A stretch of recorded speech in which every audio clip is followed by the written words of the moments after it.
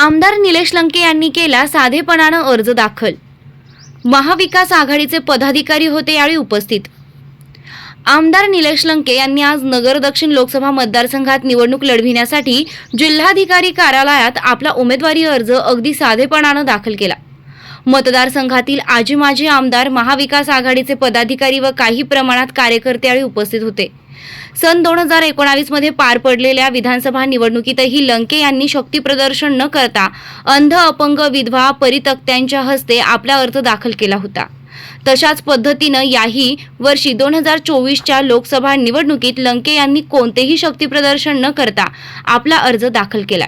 यावेळी विशेष म्हणजे निलेश लंके यांची मुलगी अक्षदा लंके व बहीण वंदना याही जिल्हाधिकारी कार्यालय येथे आपल्या वडिलांचा व आपल्या भावाचा अर्ज दाखल करण्यासाठी उपस्थित होत्या। यावेळी त्यांनी आपल्या प्रतिक्रिया दिल्यात, पाहूयात।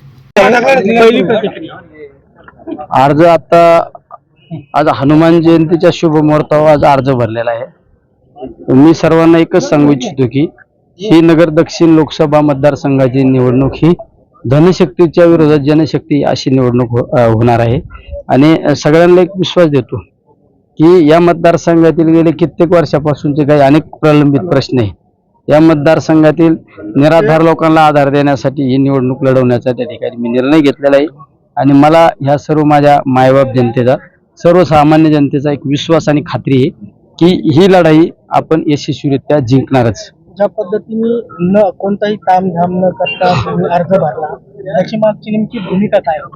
साहेब, इतकं टेम्परेचर आहे, उष्णता इतकी महाभयंकर उष्णता आहे आणि त्याचबरोबर आज हनुमान जयंती, प्रत्येक गावागावात हनुमान जयंतीचे कार्यक्रम आहे आणि उष्णता पण महाभयंकर आहे। आपणच आपल्या कार्यकर्त्यांना विटीस धरायचं, त्यापेक्षा आपणच जर साध्या पद्धतीने अर्ज भरला तर तोच सोयीस्कर होता ना। जर मी मोठ्या प्रमाणात आज शक्ती प्रदर्शनच करायचं म्हणलं तर लोकांनी काम धंदे सोडायचे, उन्हातानाचं नगरला यायचं, फॉर्म भरायचा, परत मागं जायचं, हनुमान जयंतीचे गावातले कार्यक्रम डिस्टर्ब। आज नगर शहरामध्ये ठिकठिकाणी चौकात हनुमान जयंतीचे कार्यक्रम आहे, मग कुठेतरी ट्रॅफिकला अडचण होती, कुठेतरी रहदारीला प्रॉब्लेम येतो, पोलीस यंत्रणेवर दावा होतो, प्रेशर होतो। त्यामुळे आपणच जर शांततेच्या मार्गाने फॉर्म भरला ते सगळं थांबतं ना।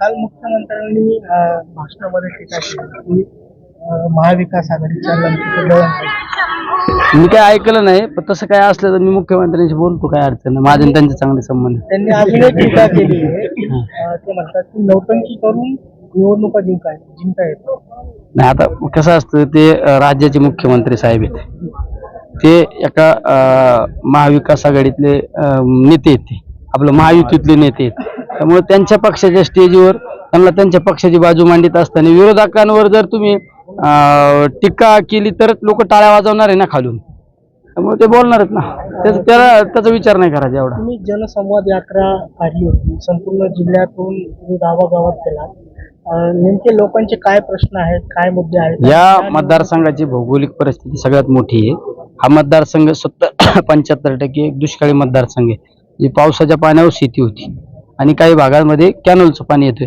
वेगवेगळ्या भागातले वेगवेगळे प्रश्न आहे, काही ठिकाणी कॅनल आहे पण पाणी मिळत नाही शेताला, काही ठिकाणी पावसाच्या पाण्यावर शेती पिकते पण शेतकऱ्याच्या मालाला बाजारभाव नाही, दुधाची तर एकदम महाभयंकर परिस्थिती, बेरोजगारीची परिस्थिती, अशा अनेक प्रश्न वेगवेगळ्या भागातले वेगवेगळे प्रश्न आहे। तर ते सगळे प्रश्न संग्रहित करून आपण येणाऱ्या कालखंडामध्ये निश्चित सोडवणार आहे। ही निवडणूक धनशक्ती विरोधात जनशक्ती अशी असणार आहे आणि जनशक्तीचा हा निश्चित विजय होणार आहे। आणि आज नगर दक्षिणकरांचा आज आनंदाचा दिवस आहे, कारण आज लोकनेते निलेश लंके साहेब आज फॉर्म भरणार आहेत आणि उत्तरेचं पार्सल हे नक्कीच उत्तरेला जाणार आहे आणि नगर दक्षिणमध्ये विजयाची तुतारी ही नक्कीच वाजणार आहे। ही निवडणूक म्हणजे एकदम जनसामान्यांनी हातात घेतलेली आहे आणि जनसामान्यांच्या आग्रहाखाती लोकसभेची निवडणूक लढवायचा त्यांनी निर्णय घेतलेला आहे आणि ही निवडणूक म्हणजे एकदम म्हणजे भारी होणार आहे। म्हणजे एकदम पुढं धनशक्ती असली तरी पण जनशक्ती ही धनशक्ती पुढं भिक्कीच असते आणि जनशक्तीमुळं कोणत्याही प्रकारची अडचण येणार नाही। रात्री 3 ते 4 वाजता येत असतात आणि सकाळी 7लाच बाहेर पडतात आणि म्हणजे 24 तास 365 दिवस आपल्या हक्काचा माणूस म्हणजे निलेश लंके कंटिन्यू रात्रंदिवस बाहेरच असतात, जनतेमध्ये असतात, म्हणजे घरच्यांचं कधी काम केलं. 30 ते 32,000 पेशंट नीट केले. म्हणजे यांचं पुण्याचं फळ हे नक्कीच आता मिळाल्यासारखं वाटते आणि विजय हा निश्चित आहे. नमस्कार, मी वंदना सतीश गंधाते, निलेश लंके साहेबांची मोठी बहीण.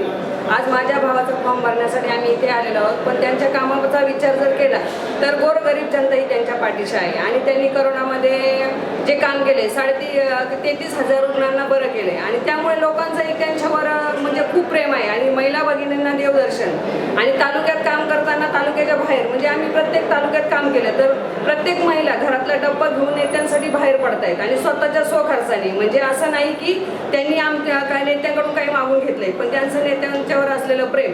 आणि एवढ्या दिवसामध्ये एकच त्यांच्या लोकांच्याकडून आम्हाला ऐकायला भेटते की नेते 100% म्हणजे 1,00,000% नेते निवडून येणार.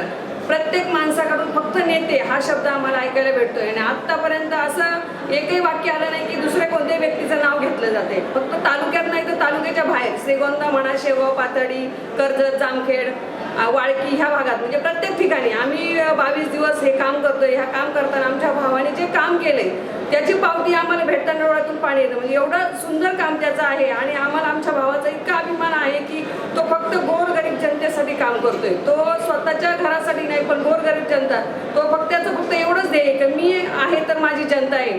तो जनतेसाठी त्यांनी जे ध्येय उचललंय, जो विडा उचललाय त्यात यश तर 100% आमचं आहेच किंवा आमच्या नेत्यांचं म्हणण्यापेक्षा आमच्या गोरगरीब जनतेचा आज आम्हाला विजय आहे असं आम्हाला 100% वाटतं.